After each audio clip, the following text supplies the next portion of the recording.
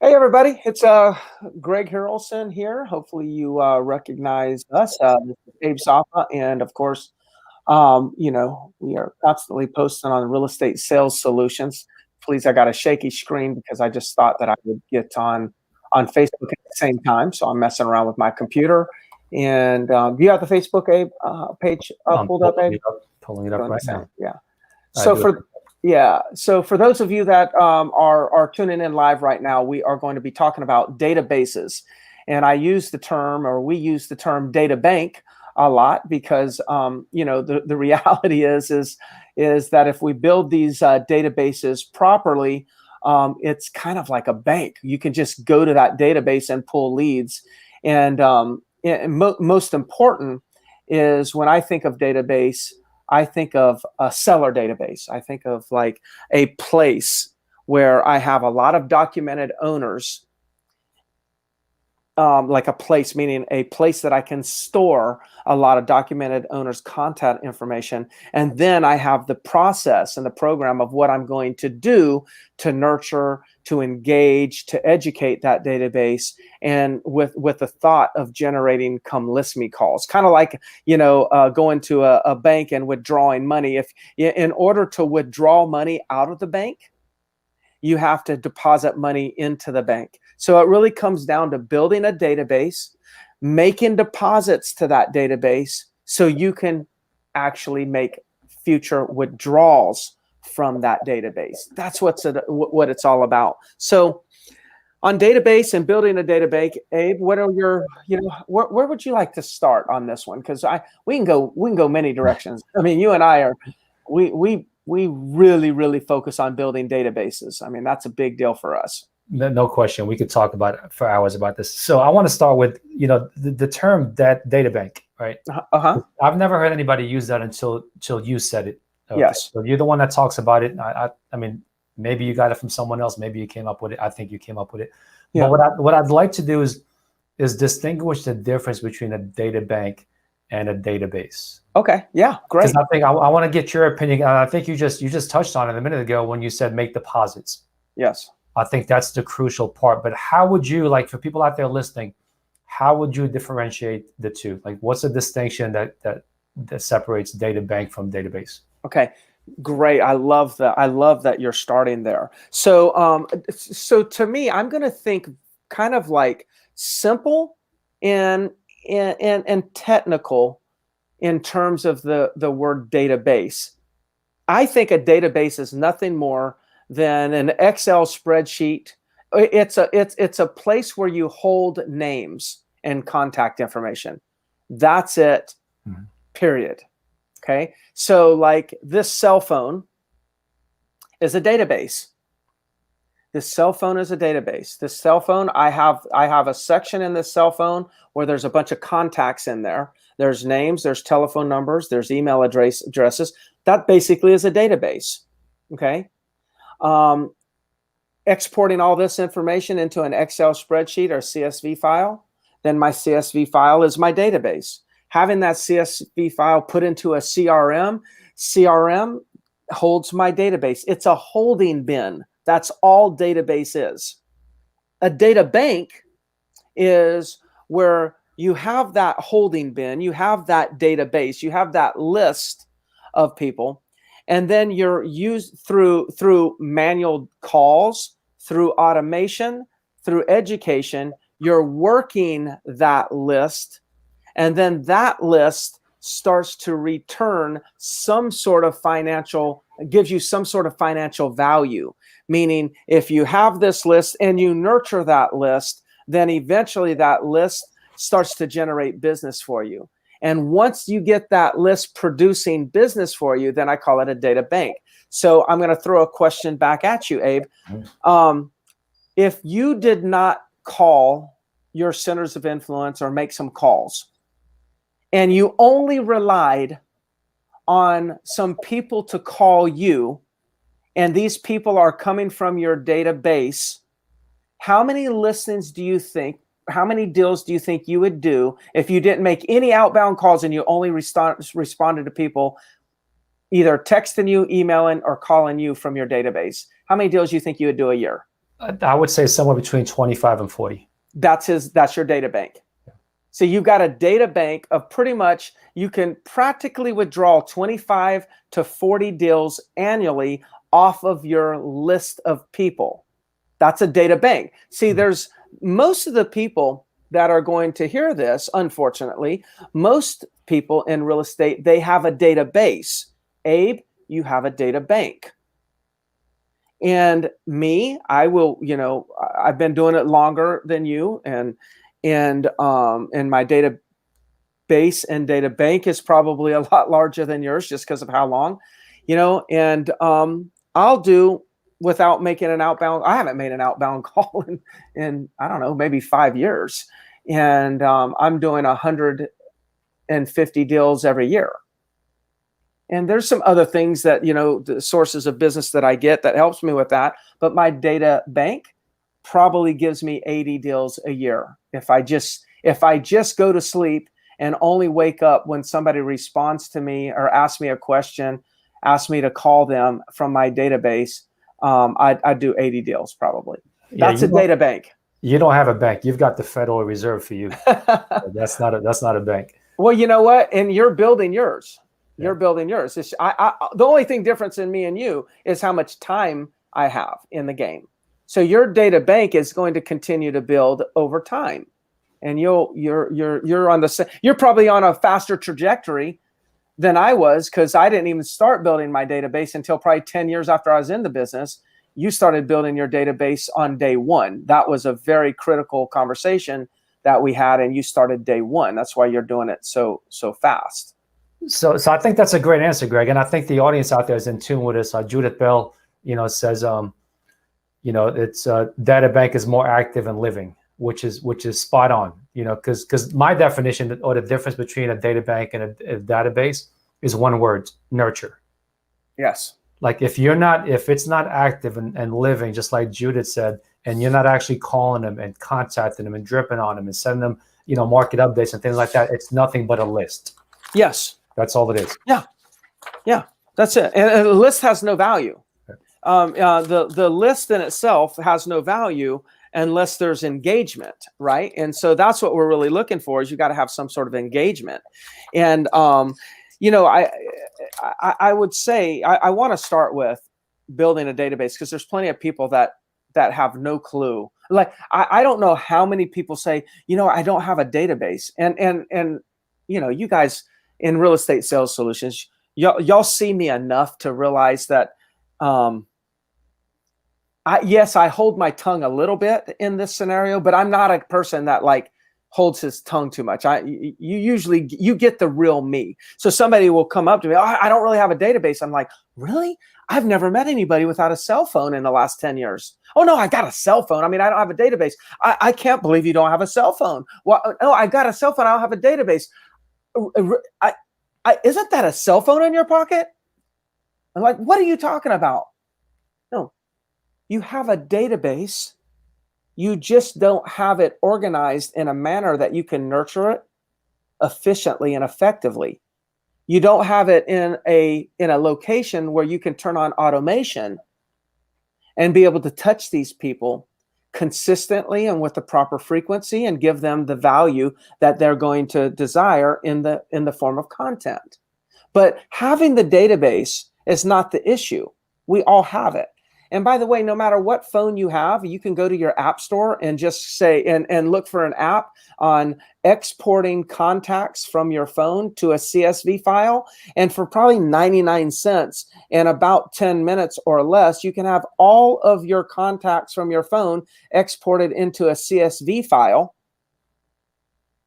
that you can then put into any CRM you want and start working it, nurturing it, turn it into a data bank.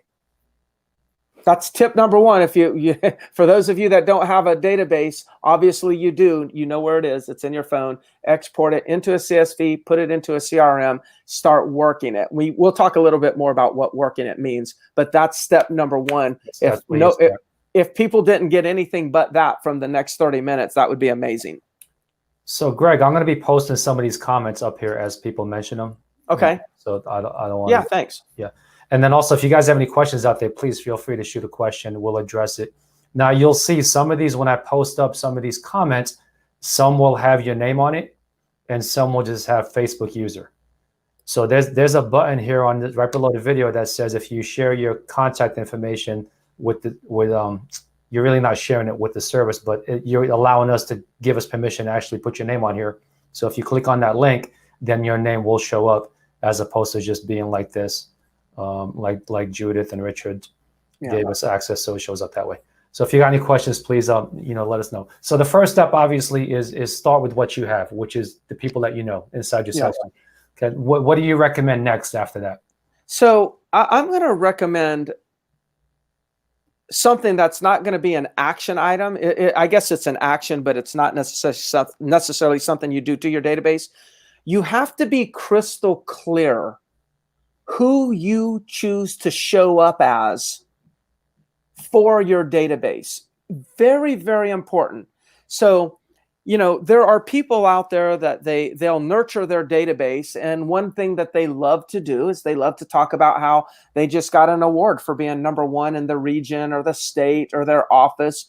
And look, I'm not going to knock it. That's not my style, but I'm not going to knock it. That could be your style. And maybe you think that that's effective for you. That's what you want to share. That's how you want to show up for your database. Some people are going to, show up by, making sure that at Christmas time that they send something Christmas themed, and then Halloween themed, and then Thanksgiving themed, and they remember their anniversaries and they remember their birthdays. And then that's the way you're going to nurture. Perfectly fine. Not my style. Perfectly fine. You need to determine who you want to be for that database.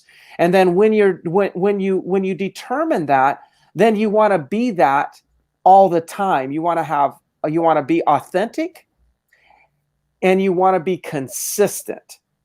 So I'll just give you my, one of my missions and who I want to be for my database is what I want to achieve is my goal is to empower property owners with the information that will allow them to make fantastic financial decisions around their real estate holdings.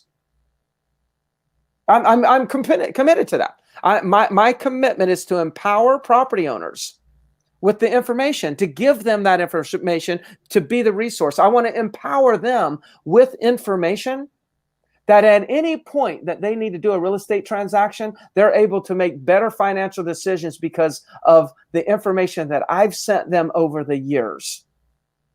That's how I want to show up. Now, because that's intentional, then you'll never see me send a recipe card. Because, and I'm not knocking recipe cards or recipe emails, but you'll never send that because that doesn't fit empowerment with information that could help them make good financial decisions. That for somebody that's their thing, then they might be able to achieve what they want to achieve by sharing with people that it's time to turn back the clock or spring forward. That might fit their theme, but my theme is going to empower them. I want to empower people. By the way, who do I show up for as my, so for those of you that are in real estate sales solutions, guess what? You're in my database. And so, just to use Christina, who's making some comments here, obviously she's in my database, meaning Real Estate Sales Solutions Facebook page is a database of mine. It's a different form of a database, but call it a database. I'm hoping that at some point I've empowered Christina with some of the information that I'm sharing today and Abe will share. I hope that Christina will have the power to do something a little bit better in their real estate business or with her team because of this session. So empowerment by giving people information to help them grow and be better at what they do is my commitment. Abe, I think that is critical before you start working your database because it's going to influence the content that you share. No question whatsoever. And as you were talking, I wrote down, what is your value? And What that's is your value? what is your value to that database? And that's going to determine whether it turns into a data bank or just stays a database. Yeah. So for me, my value is I want to be the resource in this market when it comes to real estate. Like, I am not going to allow any agent in this market to have a better pulse on what's happening in the market than I have. So if anybody wants information on this market, what's happening, what's trending, what's going on, I am the source. That's who I am to my database. Yeah. That's a great one. With me, it's more data. You know me, I love numbers. Yeah. I love data. To me, that's my strength. That's what I bring. Yeah, but so for everybody listening, if you go to, and correct me, Abe, if I get this wrong, but if you go to Myrtle Beach Real Estate TV, go to YouTube, go to Myrtle Beach Real Estate TV.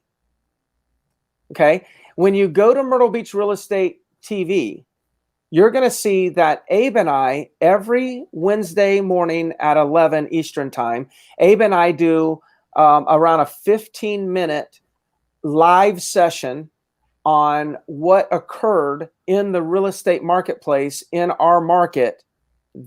And we do that every week. So we do a Myrtle Beach Real Estate TV episode every single week. If you listen, it's interesting, Abe, as an observer, if we were to go listen to our every YouTube video that we've done, or Facebook Live and that Myrtle Beach Real Estate TV, notice how you're always the one that's communicating the data, and then I'm almost giving some sort of interpretation of the data. Right.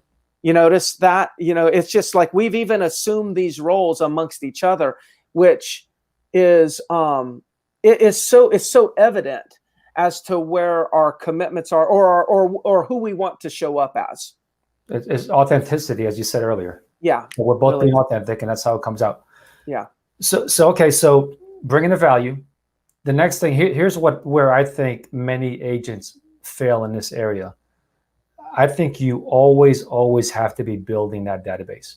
Like, I see so many opportunities where agents talk to a lead, and then just do not get their contact information. Somebody mentioned earlier, getting 4 points of contact for everybody. I can't find it. It's further up in the comments. Yeah, I saw that. I think it's so crucial. If you've got them on their phone already, it's so easy to go ahead and get their cell phone number, get their email address, and put them into your database, and constantly be building this database. You said I started from day one and building a database. I started with nothing. I started with, what I had on my cell phone and what you suggested. Now I've got about 7,000 people in my database, where that's how I'm able to generate 25 to 40 deals roughly a year out of that Databank. But it's because every single person I talk to, I make sure I ask for that email address and that cell phone number. Yeah. So I think it's crucial to do that if you want to grow your business and have some income in business at some point down the road. Mm-hmm. Yeah, that's critical. So I think a lot of people get lost with, well, what do you send them? And so just to make sure that we do answer that question, there's a lot of things that you can do. Like, some people get a little bit confused as well. What kind of information do you send them? Well, so like, I'm a big user of Real Geeks. Okay. And within Real Geeks, you can, which is an IDX website with a good CRM. And within the Real Geeks website, I'm able to send people a market activity report. Now, a lot of IDX websites, you can do this. So I just don't know what it's called in, say, a Boomtown or whatever sites you all might be using. But every month, they're going to get a market activity report from me. And that's going to be like clockwork. It's going to be automated. And which a market activity report is kind of like a market snapshot. It's kind of like a CMA, but it's just built through an IDX. They're also going to get, and that market activity report is going to be for their community. It's not going to be for the Myrtle Beach market. It's going to be community specific. So it's like a CMA on their particular community, because I find out what community that they are, and I make sure we save that activity report based on where they currently own. Every month, they're going to get a sold report, or when something sells, they're going to get a notification of hey, another property just sold, and that'll be specific to their community. I'm going to put them in HomeBot, so they're going to get a HomeBot digest every single month, and it's going to give them information about their property's value, the interest rates, what their interest rates are. They could save money if they refinanced, Airbnb information, buying power information. They're going to get that. So right there, I just gave you 36 different touches, and I haven't even done anything yet. It's just put them into a market activity report, a sold report, and a home bought report. I'm empowering them with information constantly. There's just 3 things that they're all going to get without me clicking anything at the moment. Then I'm going to go in and make sure that they're getting a newsletter. I'm going to write up a newsletter every month, which is nothing more than really an email that I'm writing up and giving my thoughts on the real estate market, local market, over the month. And then I'm sending that to them once a month. Now there's 48 touches. Abe and I are doing every single week. We are doing a Myrtle Beach Real Estate TV episode talking about the real estate market. It's done on video. We're then putting it's live on Facebook, but then I'm boosting that post to everybody that's in my database. I got a custom audience for my personal database, and then I'm going to boost that post to make sure that they see our Myrtle Beach Real Estate TV episode each week. So now they're seeing me on social. They're actually seeing me on their email. They're getting these other reports through automation. So if you say every week I'm putting myself out there on social, getting in front of them, doing the newsletter once a month, doing those other 3 things once a month, there's 48 touches plus the impressions that I'm making off of them from a social media. And think about this. I don't have to do much. There's not a lot of time invested in that. That's about no more than 30 minutes a week of time invested into making all of that happen for a database that's going to return me 80 to 90 automatic list me calls and sales per year. I'm all in on this. Greg, how often do you hear from leads? I've been getting your emails for a while, and I love your reports. I hear it weekly. Yeah, I've heard, and I've said this before on camera. I literally I've heard it twice, but I only had a meeting once. I had a man call me up. I'm in your database. I've been getting your emails. I'd like to meet with you and talk about my home. Mm-hmm. I'm going to guesstimate that the guy was about 80 years old, nice man, but he was kind of like made me feel like he only does business face to face. So I was just like, okay. And he came to my office and I met with him. And he goes, look, I don't want to sell. I'm never going to sell. But I just want you to know I wanted to see you face to face because I told my wife if I die that you're her real estate agent. Wow. I can remember that conversation in the conference room in my office. And I was like, wow, I think I did my job at making sure that I empowered them with information. Yeah, I think you delivered. So some of them don't, and that's all automation. There's nothing manual to it. It's just automation. And then of course you do want to call them from time to time. The rule of thumb is everyone in the database should be called once a quarter. Yeah. Quarterly call. So there's another 4. So now we're at 48, 54, not including the impressions on social media, 54 touches. We've got a couple of questions real quick. Let's hit these from Nate Mikowski. What is the first email you send someone after a circle dialing session? I'm waiting until 11:30 to send follow-up emails.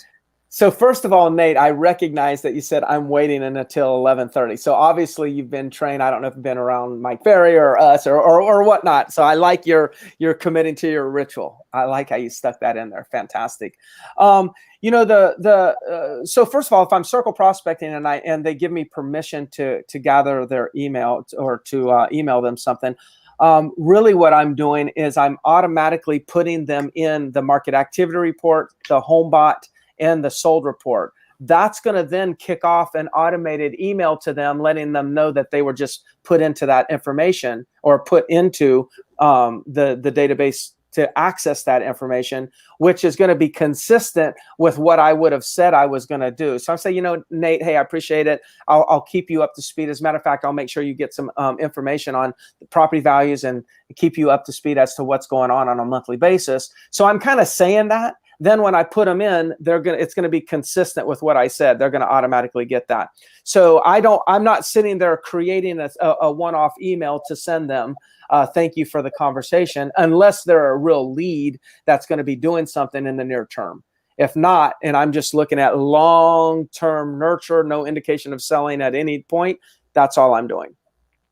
Yeah, and I have an email template that has my contact information in it. So it just says, hey, great talking to you. Just wanted to send you my contact information. It's below. And then I also have a couple of links to my YouTube channel, my Facebook page, and say, look, subscribe to these because I do some great market updates from time to time. And then that gets sent out to every single person I get an email from, and my VA does that for me. Yeah. So that goes. It's just make sure. Create it in advance. Have it as a canned email, depending on what service you're using. This way, you're never having to type again. It's just a click of a button. Yeah, and I tell you, in your email signature, if you would include, I think you have one. Do you have, Abe, what I do to sell homes or some variation like that, a video? Yes. Okay, so we have a video. I think mine is how do I sell homes or something like that. And so in my email signature, there's a link, a hyperlink, and they can click a button and go to a video on YouTube that'll talk about how I sell homes. And I've got. I think there's 10,000 views on that video. There's a massive. Please forgive me if it's not 10,000, but if it's 8,000, I'm not trying to exaggerate. I just want to stress the point. Without any ad spin, that thing gets a tremendous amount of views. And Nate, the second part of your question, if we set an appointment, then yes, we'll send them something personal at some point later on in the day. But if it's not, it's just that canned email that you send out every single time. Yeah. I'm not going to send personal unless there is unless I'm motivated to keep them on some sort of shorter term follow-up. Like if there's some opportunity there, then yes, I'm going to take a different route. I'll put them in my database, but I'm going to also save them in my CRM and make sure that I'm continuing to to follow up in the short term. Next question. Yes. Infusionsoft now known as Keep. It is. Yes. Infusionsoft changed its name a few years ago. It changed their name. It is Keep. That is correct. And Nate, another question. So yes, again, I'm not sending anything. My VA does it. I just do it when I talk to somebody, if I'm circle prospecting, I'll do a screenshot of the contact information. I drop it over to my VA. And then what she's going to do is automatically she's going to send out an email instantly. She's going to put them into HomeBot, Infusionsoft, Real Geeks, all at the same time. And yes, they're going to get that HomeBot notification that, hey, I just signed you up with HomeBot. So all of that's going to happen instantaneously. Yeah. And then I would imagine, Abe, if you're dropping an email, is the VA dropping the initial email also? Yes, she's doing okay. That. Yeah. Cool. Yeah. And are you just you're taking what you taught me is, and I'm assuming you're still doing it. So if you're not, then teach me what you're doing.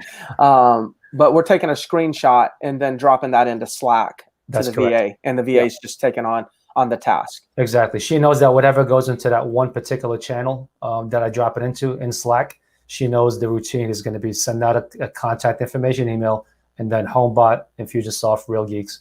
And then she also puts them into Pipedrive, my CRM. So she does all of that for me. And let's stress. I want to slow this down for just a second because, if I'm a listener and you're like, okay, we have to do all that data entry. You're putting them in all those different places. The answer is yes, but we're doing it efficiently by outsourcing it to a virtual assistant.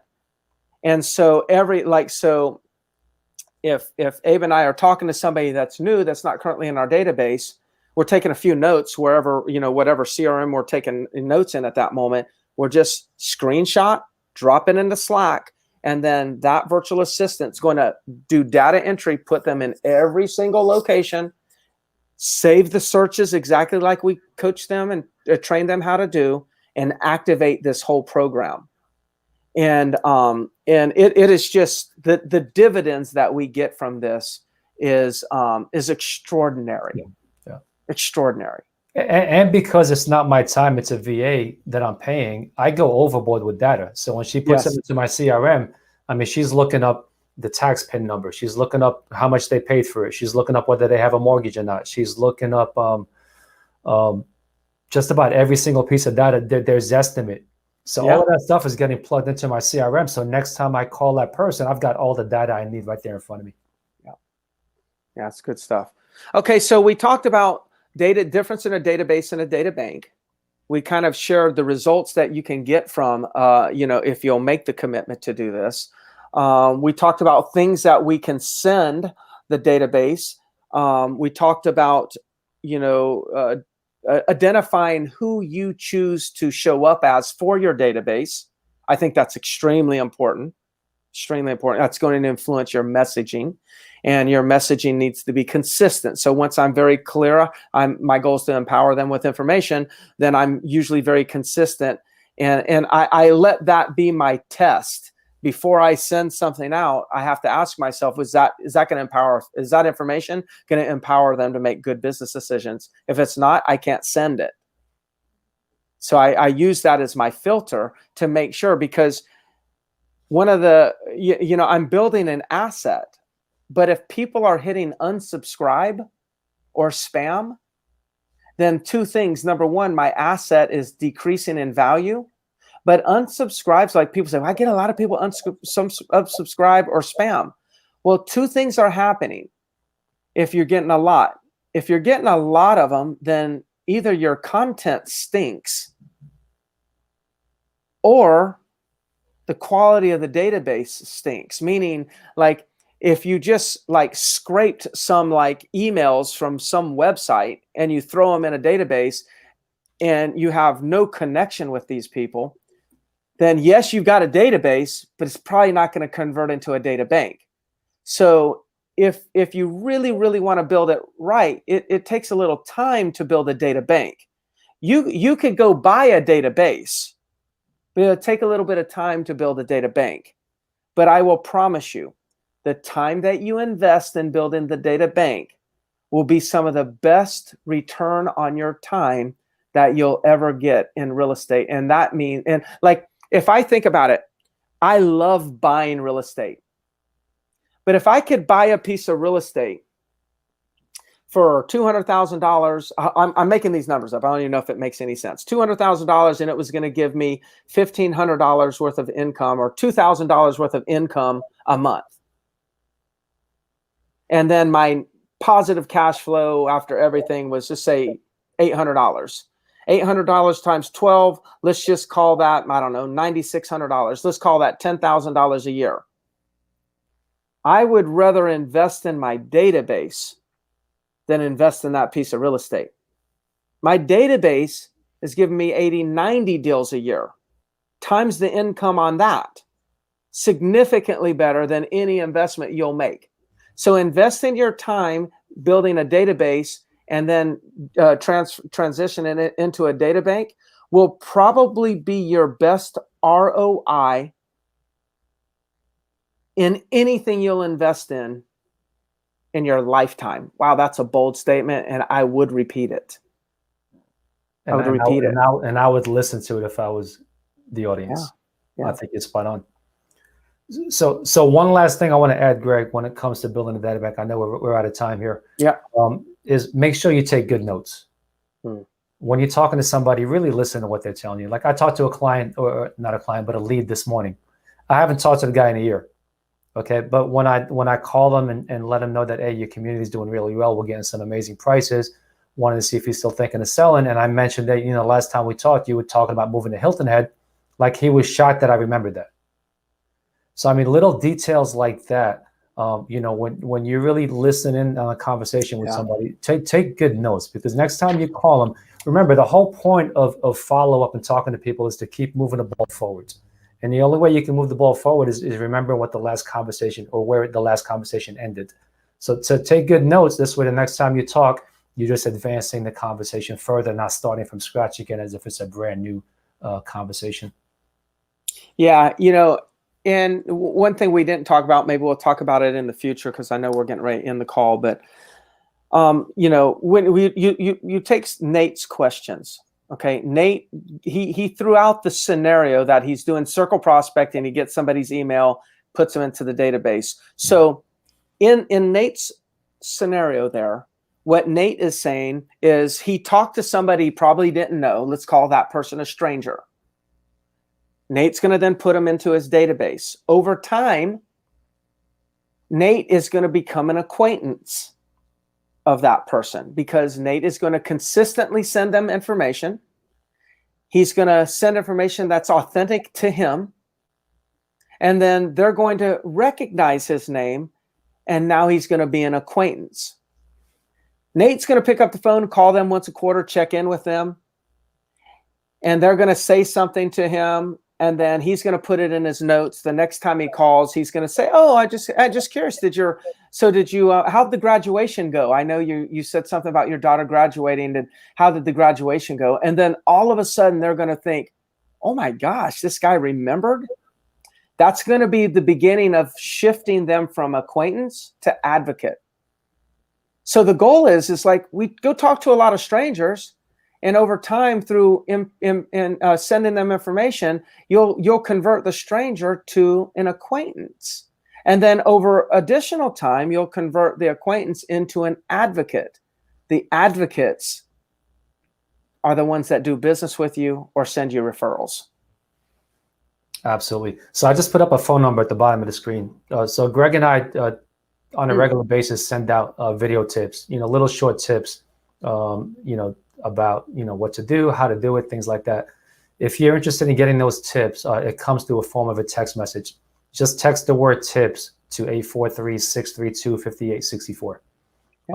Just TIPS to that number, and then that'll get you on that list. So next time we send out a quick tip video, it'll go to you. Awesome. All right, Abe, great session. And we'll continue doing this. Remember, we're doing this weekly, so you all put this in your calendar. We want to bring a lot of value to you all, and please keep making comments, suggestions, topics.